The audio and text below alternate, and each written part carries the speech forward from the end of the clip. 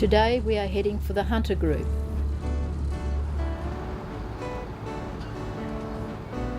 The Straitsman has docked early to load cattle for the abattoirs in Tasmania, as they no longer slaughter here on the island.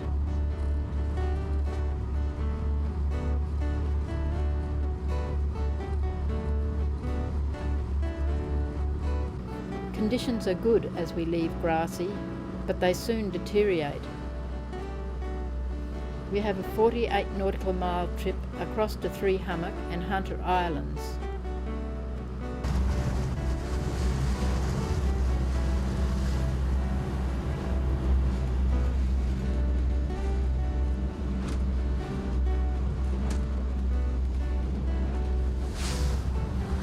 Well, this is the worst trip we've had since leaving Cairns. We left Grassy at about 9 o'clock this morning, heading for the hunters. The wind's only light, I'd say it's only about 15 knots, but the tide's against it and it's really pushing it up. We're just going to have to grin and bear it for the next 2 or 3 hours. Once we get in behind Hunter, we'll have some pretty calm conditions there, and then it's going to blow from the southwest, so we'll probably be there a couple of days. Our vision is blanketed by smoke from the Tasmanian bushfires, and it is clearly seen hanging over Three Hummock Island, where we anchor for the night. We will have to move across the channel to gain a lee from the southwesterlies in the morning.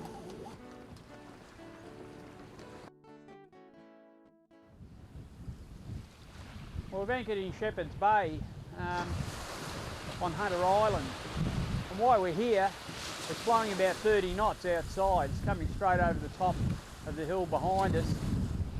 We're quite sheltered here. We're probably going to be here for a few days, but the weather looks like being a bit more favourable towards the end of the week. It's a great beach and a good spot to be sheltering out of it.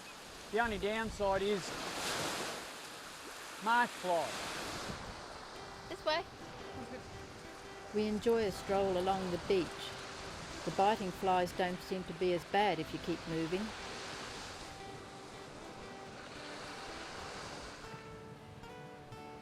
We inspect the lichen on the rocks and watch the Pacific gulls on the shore. They're keeping out of the wind too. When the weather improves, we continue on to Stanley. We will definitely be in Tassie today.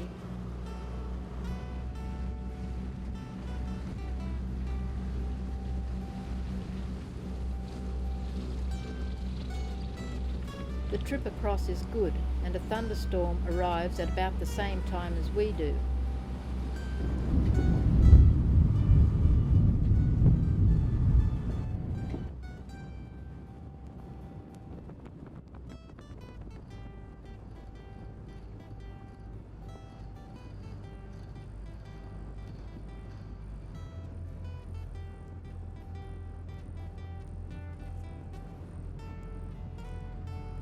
We make for the safety of the harbour.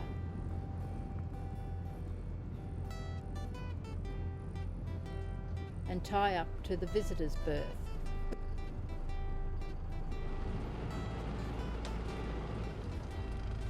Long mooring lines and fender boards are definitely a must here, with a tidal rise and fall of 3 metres.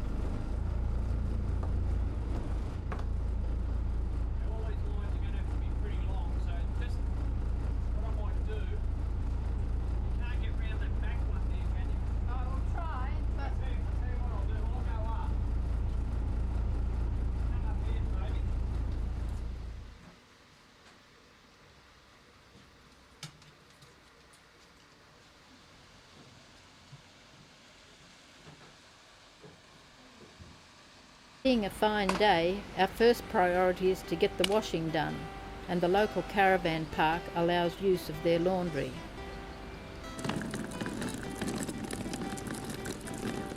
It's an easy 1 kilometre walk from the harbour.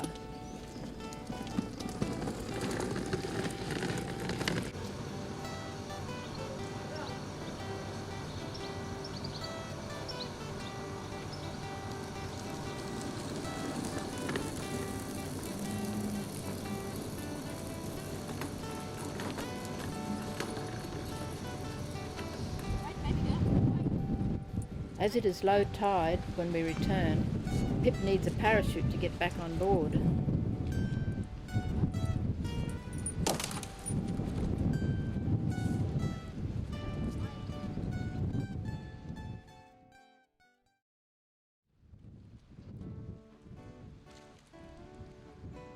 The next day is bright and sunny, and we are off to explore the attractions.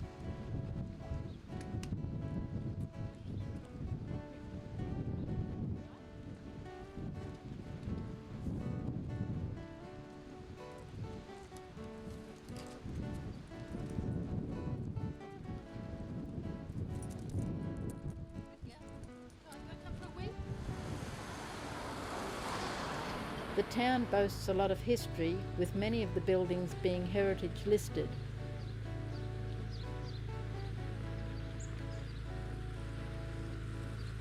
Australia's first Prime Minister, Joe Lyons, was born and lived here.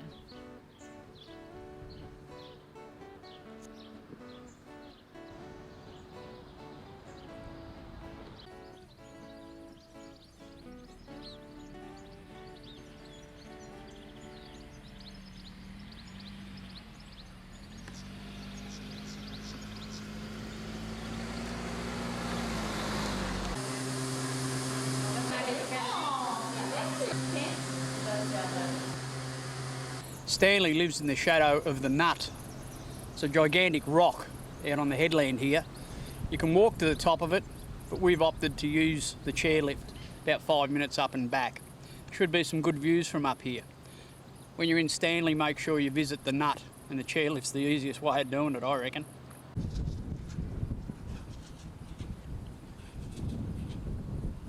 The Nut was formed by a volcano, and what remains is the actual core. It is only a fraction of its original size, as wind and rain has eroded the softer rock that formed the cone. If nothing else, a trip to the top is worth the great 360-degree views.